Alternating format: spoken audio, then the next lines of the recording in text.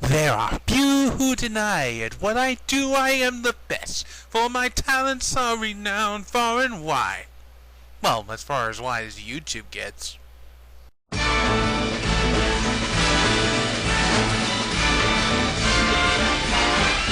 It's the most wonderful time of the year, with the kids jingle belling and everyone telling you be of good cheer. It's the most wonderful time of the year. Hey, this year marks the 20th anniversary of today's review, The Nightmare Before Christmas. Or sure, more explicitly, Tim Burton's The Nightmare Before Christmas. Yeah, 20 years ago today, this year, we got our first look at The Nightmare. So, what is this movie all about? Long story short, in the world where The Nightmare Before Christmas takes place, Jack Skellington is the mayor of Halloween Town. Well, not the mayor, the main, like the king. And in the town where they live, they celebrate Halloween like it's the one thing in their meaning of life, that's all they live for.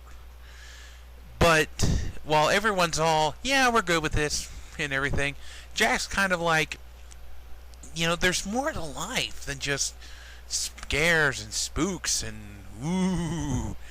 So he decides to wander off into the forest in the night just to think.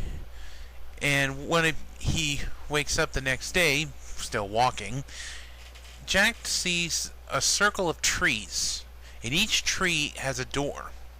And the door that has Jack the most interested is a door that happens to be shaped like a certain Christmas tree. So Jack, being a curious sort, decides to open the door.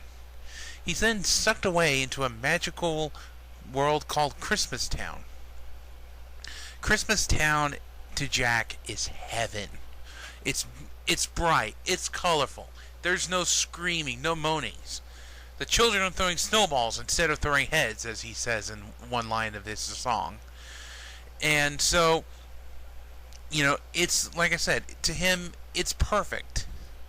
So Jack decides to take some of the things that he's seen from this magical place and take it to the denizens of Halloween Town.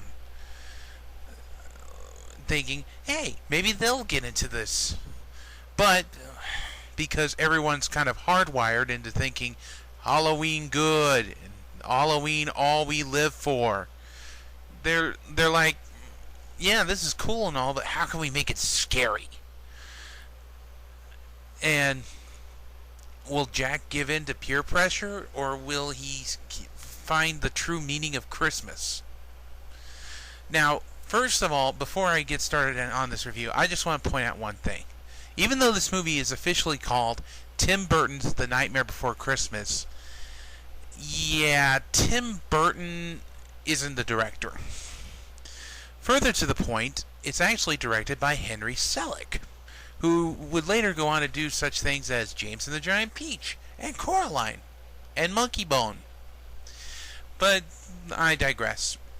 Why, if Tim's not the director, then why is it called Tim Burton's The Nightmare Before Christmas? Well, there's actually two reasons. One, he's the producer, and two, it's based on a poem that he wrote way back when. That was kind of the origin of the poem was he lives in at the time he was living in California, and you really couldn't tell heads from tails about whether it was Halloween or Christmas because it's always sunny and everything. With that said, let's talk about the movie itself. I actually find the film enjoyable, mostly because I've seen it since I was a kid, and while I didn't see it in theaters both times it was out, it's still a pretty cool movie. And as far as the whole it being a merchandisable thing, I don't care. If that's your thing, I just like it because it's a good movie. I mean, there's not really much else you can say about it. Oh, I take that back. I do have one little tidbit I'm going to mention about this film. the fact that recently the film was converted to 3D. Now, being a 3D connoisseur, I had to take a shot at this. So I bought the 3D version of it, and I got it on my TV, and I have 3 little words that best describe this movie. Save your money. Yeah, the 3D's really not that great. I mean, what do you expect? It's stop motion animation made in the 90s. It's not going to look all that great.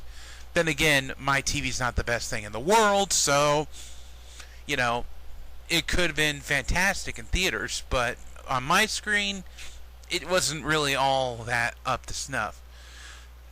As for, you know, the music's great, the casting is awesome. I give this film a, you know, I say watch it. Though I will say, little kids will probably be scared by it a little bit, but yeah, I say give this one a shot. So join me tomorrow as we take a look at our good friend Ernest.